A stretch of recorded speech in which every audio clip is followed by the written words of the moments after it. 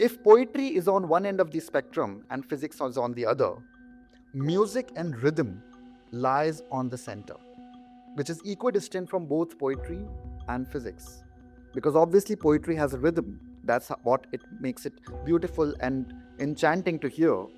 But at the same time, physics and music are also related. We experience a bit of euphoria in ourselves. What is the reason? The reason is that we get closer to the very essence of what we are. You and I are crystallized music. In this book, I have written poetry about the time being cyclical, which is one aspect of Hindu philosophy. When I wrote poetry about science, I have paid tribute to Nikola Tesla, I have paid tribute to Albert Einstein.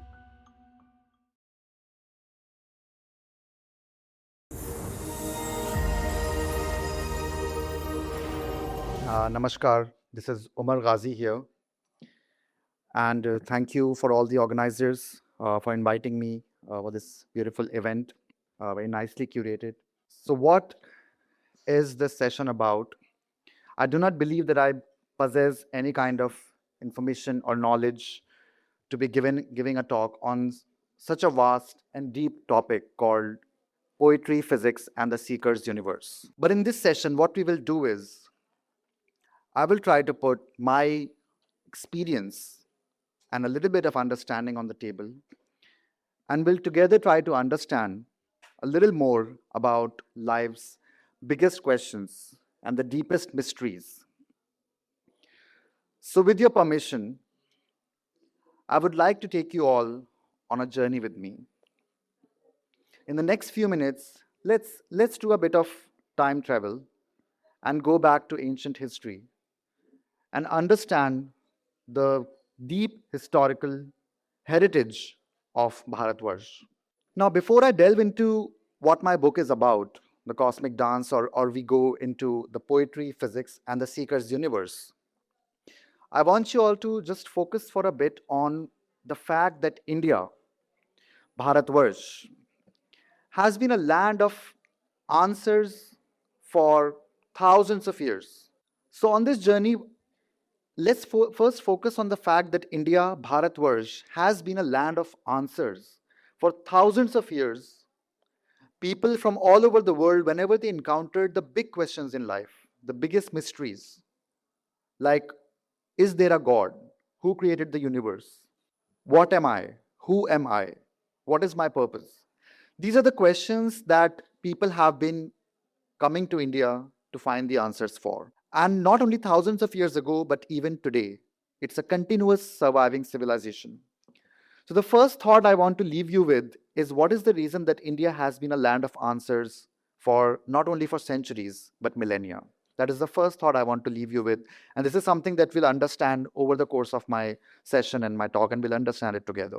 The second thing I want to incept here is that India is one of the 4 or 5 ancient great civilizations of the world. We all know that apart from India, there is ancient China, ancient Egypt, Babylon, Mesopotamia.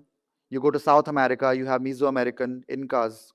But if you look closely, all those places, that ancient knowledge is lost or changed to the point that it's not recognizable anymore. China, for most part, has let go of its ancient spiritual and philosophical heritage. You go to Egypt today, they have no understanding of what knowledge their ancestors possessed. They do not know about it. Babylon is completely unrecognizable, it's very different. But if you look at India, there's a single thread, a single strand of philosophical and spiritual heritage that's surviving even in the 21st century. Have you ever thought about what is the reason that India is the only surviving civilization for thousands of years?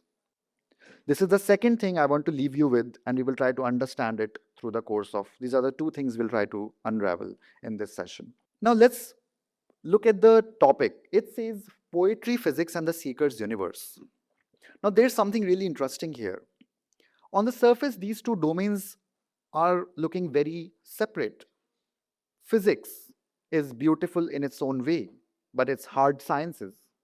You have laws of gravitation, you have theory of relativity, different types of Schrodinger's equation, Heisenberg's uncertainty principle.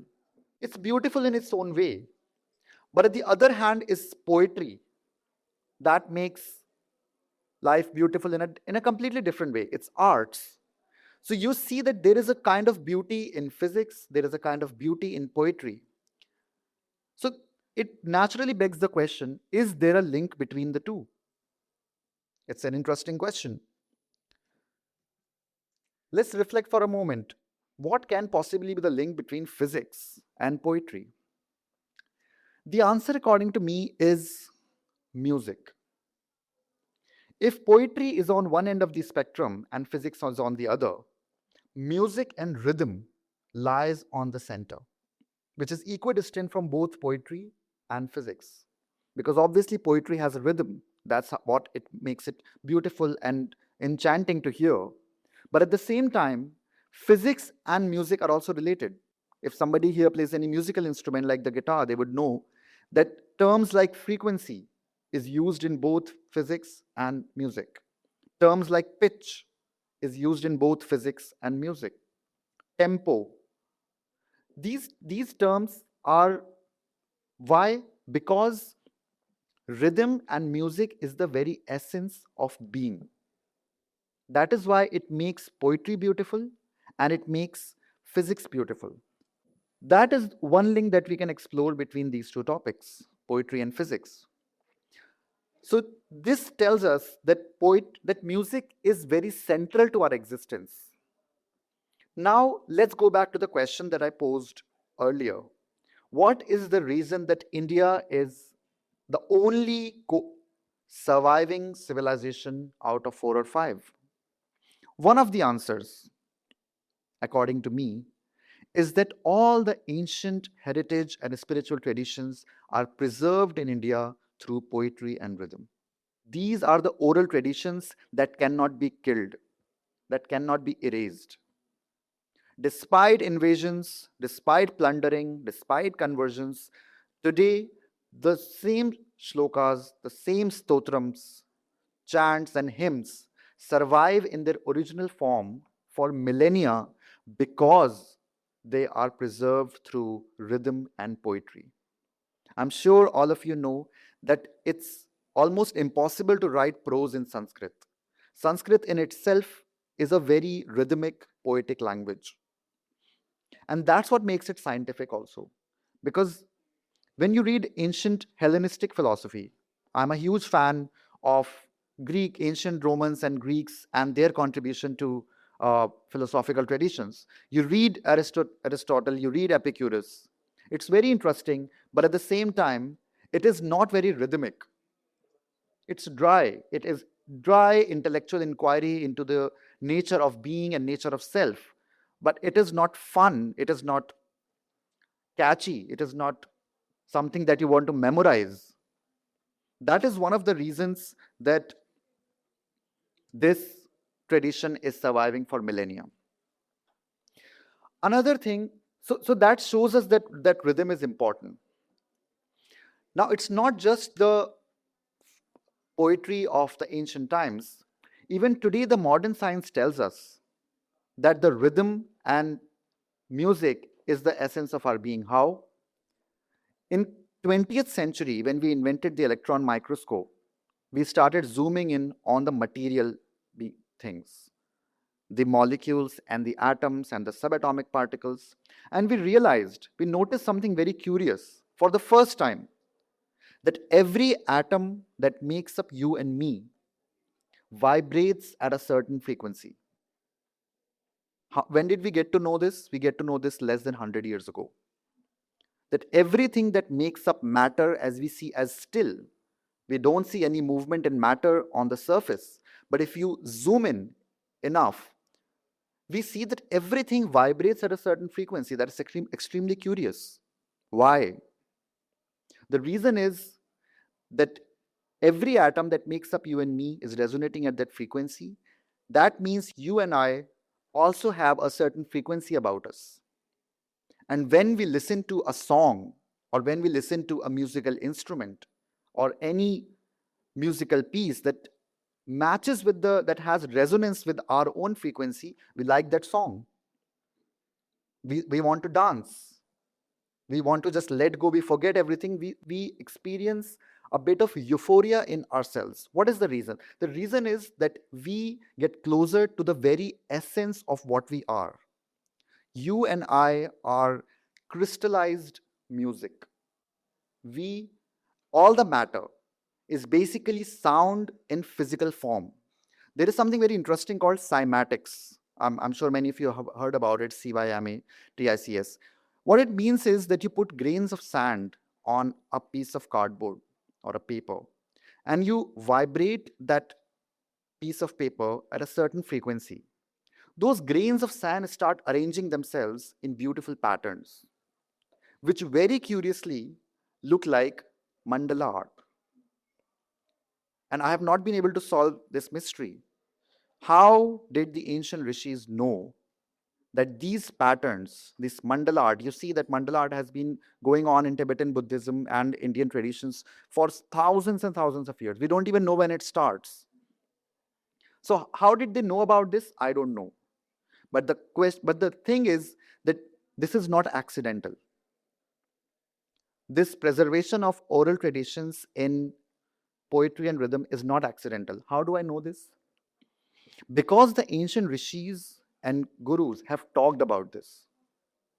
In ancient Hindu philosophy, there is something called Spandakarikas that are being discussed. Spandan means vibration. Spandakarikas are the divine vibrations of creation. Just notice the beauty of the word, divine vibration of creation. How are they talking about this thousands of years ago? When we get to know about this divine vibration of creation less than 100 years ago. Maybe if you have the answer, I would love to meet you outside and have, do some discussion. I don't know. But the fact is that it is very intentional. There is a 20th century inventor and philosopher, Nikola Tesla. I'm a huge fan of the person. I've been following his work and his life and biography even before Elon Musk named his company Tesla, so it's not after that. So Nikola Tesla has said something very interesting. He has said that if you want to understand the deepest mysteries of existence, the deepest mysteries of being, you should think in terms of vibration, frequencies. How did he understand this? By basically observing the atoms and the subatomic particles. But how did the ancient rishis and gurus know about this? We do not know. Adi Shankaracharya writes in Shri Hari Stotram, Jagat Jalapalam Kachat Kanthamalam Sharat Chandrabalam Mahadeitikalam Nabho Nilakayam Duravaramayam Subhadma Sahayam Bhajeham. Very beautiful, melodic, and that shows that it is intellectual, it is spiritual, and also musical. So this very quickly brings me to my book, The Cosmic Dance. In this book, I have written poetry about the time being cyclical, which is one aspect of Hindu philosophy, Advait Vedanta. So in this book, when I wrote poetry about science, I have paid tribute to Nikola Tesla, I have paid tribute to Albert Einstein. I have also talked about the cosmic dance. I've talked about the teachings of Buddha in this book. So when the time came to name the book, like I said in this video also, the only place where music and magic and meditation and science and spirituality meet is the cosmic dance of Shiva. There is no place else, there is no one else where you see this beautiful amalgamation, the marriage of two different worlds of sciences and arts, of science and spirituality. That is only the cosmic dance of Shiva, and that is why my book is titled The Cosmic Dance. So this was my time. I'm glad you came with me on this journey to try to understand a little more about our existence and the nature of being. Thank you so much. If there's any question, any suggestion, any discussion you want to have, I'll be here. Thank you so much. Thanks a lot, everybody.